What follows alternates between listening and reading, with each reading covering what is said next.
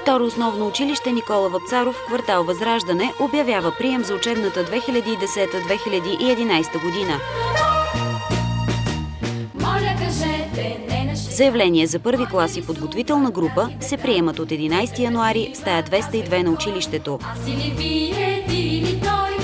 В училището има възможност за сформиране на паралелки с задължително избирателна подготовка по български език и литература, математика, английски език, информационни технологии, изобразително изкуство, музика и хореография. Първокласниците ще могат да бъдат на целодневна организация на обучение.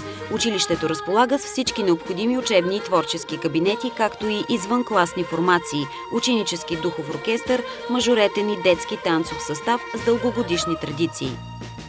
Моля, кажете, не на шега, как ще огрее тази дъга? Всички дечица, всички игри, кой ще ни каже бройте до 3? Тази дъга е смях и мечта, нека и каже мисле с Христа, с ръчички да вдигнем още сега.